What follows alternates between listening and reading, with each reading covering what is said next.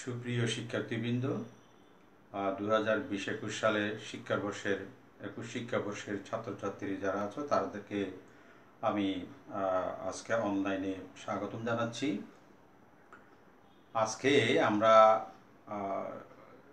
সভ্যতা নিয়ে যেহেতু আলোচনা শুরু করেছি, প্রথম পত্রের প্রথম অধ্যায়ের প্রাচীন সভ্যতায় মিশরীয়দের অবদান নিয়ে আমরা আলোচনা শুরু করব। তো আজকে প্রাচীন সভ্যতায় মিশরীয়দের এই যে বিজ্ঞান এবং স্থাপত্য শিল্পে তারা কি কি অবদান রেখেছিল এই সম্পর্কে আমরা আজকে আলোচনা করব। তোমরা সবাই খাতা কলম নিয়ে রেডি হয়ে যাও। মিশরীয়রা প্রাচীন সভ্যতার দাবিদার। তো এই মিশর যে দেশটি, আজকের দেশটি যেটা রয়েছে, এরাই সেই সময়ের প্রাচীন মিশরীয় সভ্যতার ধারক এবং বাহক।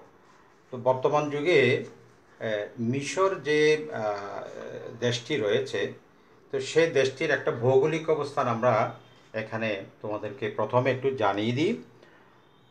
উত্তরে ভূমধ্যসাগর, দক্ষিণে হলো সুদান দেশ, তারপর পূর্বে লোহিত সাগর, এরপরে সাহারা মরুভূমি, তারপরে এদিকে পশ্চিমে হলো লিবিয়া। তো এটা ছিল এই মিশরের ভৌগোলিক অবস্থান। মানুষ খ্রিস্টের জন্মের 50,000 বছর পূর্ব থেকে সাড়ম্বরে পৃথিবীতে বিচরণ শুরু করলো। খ্রিস্টপূর্ব 5,000 বছর পর্যন্ত তারা কোনো লিখন পদ্ধতি উদ্ভাবন করতে পারেনি। এ সময়ের ইতিহাস জানতে আমরা প্রত্নতাত্ত্বিক নিদর্শন সমূহের উপর নির্ভর করে থাকি, যেমন মানুষের ব্যবহার্য দ্রব্যাদি, অস্ত্র, ঘরবাড়ি ধ্বংসাবশেষ ইত্যাদি। তো বৈজ্ঞানিকভাবে ইতিহাস উপস্থাপন করতে এই কারণে আমাদের লিখিত ইতিহাসের প্রয়োজন হয়। সেই ইতিহাসের বিচারে মানুষ যখন লিখন পদ্ধতির উদ্ভাবন এবং নগরায়নের মাধ্যমে নতুন পর্যায়ে যাত্রা শুরু করে, তখনই আমি গত ক্লাসে তোমাদেরকে বলেছি যে প্রাগৈতিহাসিক যুগের অবসান ঘটিয়ে ঐতিহাসিক যুগের যাত্রা শুরু হয় এবং তখনই এখানে সভ্যতার গোড়াপত্তন হয়। তো এইরকম প্রাচীন মিশরীয় সভ্যতা খ্রিস্টপূর্ব 5,000 অব্দে এর যাত্রা হয়, আজকে থেকে প্রায় 7,000 বছর পূর্বে। তো অদ্যাবধি আমরা প্রত্নতাত্ত্বিক উপাদানের পাশাপাশি লিখিত প্রমাণ দেখে এই সভ্যতার ইতিহাসগুলো আবিষ্কার করতে পারি। মিশর, মেসোপটেমিয়া, ভারত, চীন যেগুলো রয়েছে। তো এখন এই মিশর যেটা এই যে আমরা জানি, নূহ আলাইহিস সালামের যে দ্বিতীয় পুত্র ছিল হামরা এই যে তাদের জনসংখ্যা বাড়ার কারণে তারা এই মিশরে গিয়ে বসতি গড়ে তুলেছিল এবং তারা হেমেটিক হিসেবে পরিচিত ছিল এবং এরাই এই মিশরীয় সভ্যতার গোড়াপত্তন করে। তো প্রাচীন সভ্যতায় মিশর এবং মেসোপটেমীয় সভ্যতা আমি গত ক্লাসে তোমাদেরকে বলেছিলাম যে সবচেয়ে প্রাচীন সভ্যতা ছিল। তো এর একটা যে রাজনৈতিক ইতিহাস আমরা দেখি, প্রাচীন মিশরীয় সভ্যতার সময়কাল খ্রিস্টপূর্ব 5,000 থেকে 525 খ্রিস্টপূর্ব অব্দ পর্যন্ত ছিল। এই কাল পর্বে মিশরে আদিম নবপলীয় সংস্কৃতি থেকে বেরিয়ে এসে নগর সভ্যতার পত্তন ঘটায়। কৃষি, বাণিজ্য, শিল্পকলা বিকাশ ঘটায়। ধর্মীয়, সাংস্কৃতিক ও বৈজ্ঞানিক ক্ষেত্রে প্রতিফলিত হয়। মন্দির ও অন্যান্য স্থাপত্যিক নিদর্শন প্রাচীন মিশরকে গৌরবান্বিত করেছিল। আমরা যে স্থাপত্য শিল্পের কথা বলবো, এই যে মন্দির, তারপরে পিরামিড, স্ফিংসের মূর্তি, এগুলো আমরা আলোচনা করব আজকে। তো এগুলো তাদের গৌরবের বিষয় ছিল। অবশেষে খ্রিস্টপূর্ব 525 অব্দে গঠিত ফারাওদের শাসিত মিশর পারসীয়দের অধিকারে চলে যায়। পরবর্তীকালে 2,000 বছরের বেশি সময় ধরে মিশর পর্যায়ক্রমে রোমান, গ্রিক, আরব ও তুর্কিদের দ্বারা শাসিত হয়। বিংশ শতাব্দীর মাঝামাঝি মিশর আপন অধিকারে ফিরে আসার পূর্ব পর্যন্ত শেষ বিদেশি শক্তি হিসেবে ইংল্যান্ডের অধিকারে ছিল এবং পরবর্তীকালে তারা বিংশ শতাব্দীর মাঝামাঝি সময়ে স্বাধীন হয়ে আজকে সেই স্বাধীন হিসেবে তারা এখানে শাসন করছে। তো এই মিশরীয়রা প্রাচীন সভ্যতার এরা ছিল প্রাচীন সভ্যতার নির্মাতা বলা হয়, শ্রেষ্ঠ নির্মাতা, ইতিহাসের শ্রেষ্ঠ নির্মাতা বলে তাদেরকে আখ্যায়িত করা হয়। এই মিশরীয়রা বিজ্ঞান এবং স্থাপত্য শিল্পের ক্ষেত্রে কী কী অবদান রেখেছিল আজকে আমরা সে সম্পর্কে আলোচনা করব। তো আমরা প্রথমে আগে ধারাবাহিকের ক্ষেত্রে স্থাপত্য শিল্প সম্পর্কে আমরা প্রথমে পড়ি। মিশরীয়রা বিশ্বের প্রথম ও সর্বশ্রেষ্ঠ নির্মাতা। রাজা ও সম্ভ্রান্ত লোকের দেহকে রক্ষা করার জন্য কবরের উপরে তাদের নির্মিত পিরামিডগুলি বিশ্ববাসীর দৃষ্টি আকর্ষণ করেছিল। অপরদিকে ধনী পুরোহিত শ্রেণীর তত্ত্বাবধানে তৈরি হয়েছিল ধর্মমন্দির। সবচেয়ে বড় আর বিখ্যাত ফারাও খুফু, যেটা আমরা এখানে দিয়েছি 2700 থেকে 2670 খ্রিস্টপূর্বাব্দ, বিফোর বিসি, এটা বিফোর খ্রিস্ট। তো এই ফারাও চতুর্থ কুফুর পিরামিডটি নাকি সবচেয়ে বড় ছিল এবং তাকে কিউবসো বলে আখ্যায়িত করা হয়। কায়রো শহরের দক্ষিণ পশ্চিমের মরুময় গিজে অঞ্চলে এই ফারাও চতুর্থ কুফুর পিরামিডটি অবস্থিত ছিল এবং এই পিরামিডটি তৈরিতে 23 লাখ পাথরখণ্ড লেগেছিল। একটির ওজন ছিল 440 মণ, মাটি থেকে চূড়া পর্যন্ত প্রায় 450 ফুট উঁচু, ভিত্তির পরিধি ছিল প্রায় 13 একর। তো এভাবে এইরকম নাকি মিশরের 70টি পিরামিডের সন্ধান পাওয়া গিয়েছিল সেই সময়।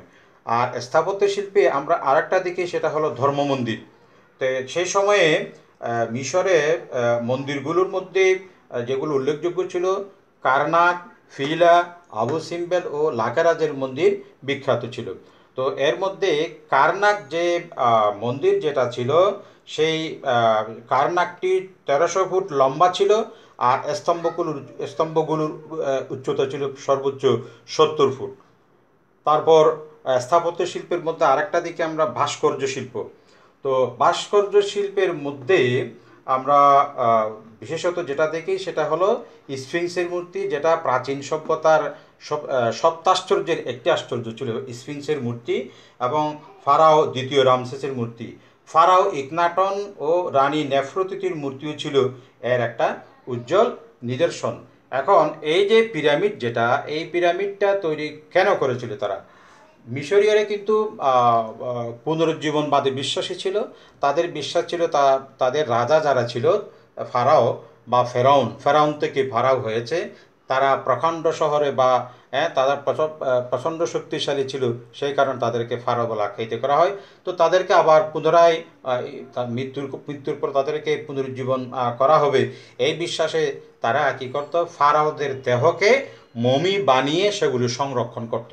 এগুলো তো এই যে ফারাওরা মৃত্যুর পরে তাদের দেহ যেটা ছিল, সেই দেহর থেকে মগজ এবং নাড়িভুড়ি, পেট থেকে সমস্তগুলো বের করে এখানে তোমার নরম জাতীয় কিছু পদার্থ তাদের শরীরের ভিতর ঢুকাই দিত এবং উপরে একটা আস্তরণ দিত।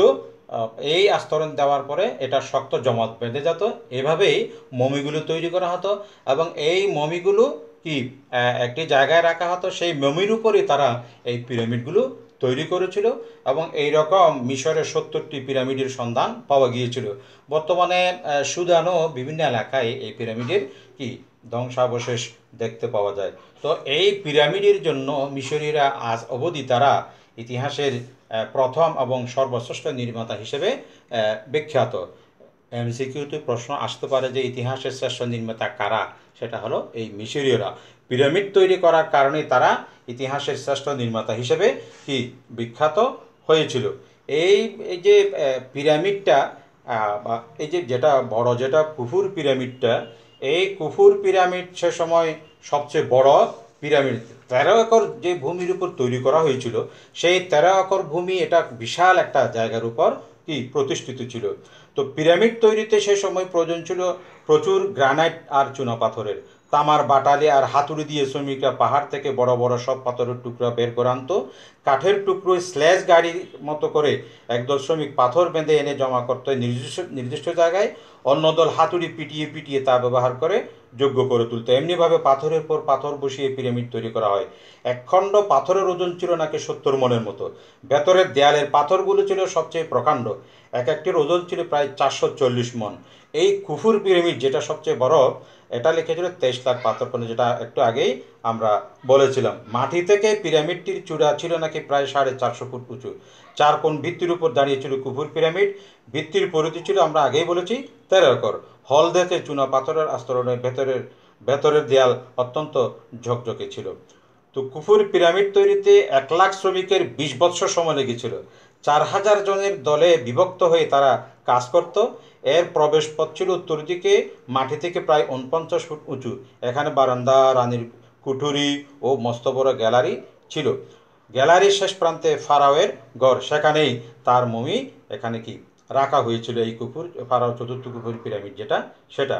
তো এভাবে এই পিরামিডগুলো তারা তৈরি করতো। অত্যন্ত অবাক লাগে, আজকে সভ্যতার যুগে বিরাট বিরাট পাথর সে সময় তারা তখন এনেছিল। আজকে কী আজকে তো বিভিন্ন যন্ত্র আবিষ্কার হয়েছে, কিন্তু মিশরীয়রা সেই যন্ত্র আবিষ্কার না হওয়ার পূর্বে এত বড় বড় পাথর কীভাবে নিয়ে গিয়েছিল, এটা অবাক করে। এই কারণেই তারা তো ইতিহাসে শ্রেষ্ঠ নির্মাতা হিসেবে আজ সারা বিশ্বে প্রচলিত ছিল। তো সেই যাই হোক, তো স্থাপত্য শিল্পের ক্ষেত্রে আমরা এই অবদানগুলো দেখতে পাই। বিজ্ঞানে দেখো, চন্দ্র, সূর্য, গ্রহ, নক্ষত্রের গতি দ্বারা পর্যবেক্ষণ তারা করতে পারত। চন্দ্রের সাহায্যে প্রথমে কাল গণনা করত, কিন্তু ঋতুর ক্রমবিকাশের সাথে নীল নদের বন্যার সম্পর্ক নির্ণয়ের জন্য সৌরবর্ষের তারা আবিষ্কার করে। হ্যাঁ, পরবর্তীকালে সৌর বৎসরকে 365 দিনে বিভক্ত করেছিল, এবং মাসকে তারা 12 মাসে বিভক্ত করে। আর এই যে 12 মাসে এক বছর গন্ত, তার মাসকে 30 দিনে বিভক্ত করেছিল। তাদের দিনপঞ্জি গ্রেগরিয়ান, সিজারিয়ান এবং জালালি দিনপঞ্জিকার জন্মদাতা বললেও অত্যুক্তি করা হবে না। বিজ্ঞানের ক্ষেত্রে আমরা আরও তাদের যে অবদান দেখি, গণিত ও জ্যামিতি শাস্ত্র তারা পারদর্শী ছিল। জ্যামিতি শাস্ত্রে তারাই প্রথম কৌণিক আয়তক্ষেত্র এবং ষড়ভুজ আবিষ্কার করে বলে অনেকেই বলে থাকেন। চিকিৎসা বিজ্ঞানে দেখো, আজকে বৈজ্ঞানিক যুগে আমরা দেখতে পাই এই যে ম্যাটেরিয়া মেডিকা এখনও পর্যন্ত এটা পড়ানো হয়। তো চিকিৎসা বিজ্ঞানে ম্যাটেরিয়া মেডিকা বা ওষুধের সূচি প্রস্তুত, এই মিশরীয়দের এটা একটা শ্রেষ্ঠ আবিষ্কার ছিল, এবং এটা দেখে দেখে তারা চিকিৎসা করত। মিশরীয়রাই নাকি পাটিগণিত এবং জ্যামিতির উদ্ভাবন করেন বলে পণ্ডিতেরা মত ব্যক্ত করে থাকেন।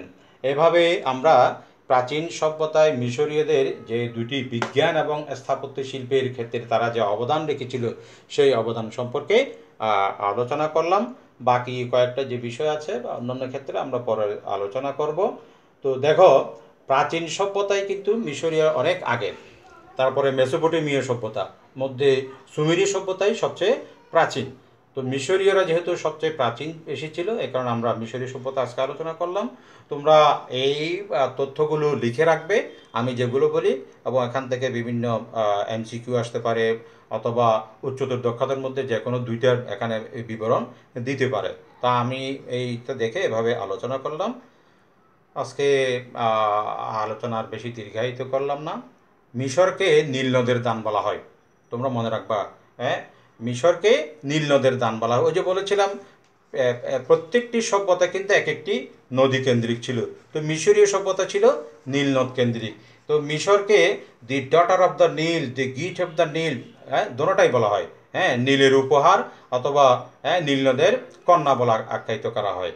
তো এই নীল নদের অববাহিকায় মিশরীয় সভ্যতার উদ্ভব এবং বিকাশ সাধিত হয়েছিল, এবং সভ্যতার ইতিহাসে এখনও তারা কি বিশ্বের প্রথম ও সর্বশ্রেষ্ঠ নির্মাতা হিসেবে খ্যাতি লাভ করে আছে এবং থাকবে।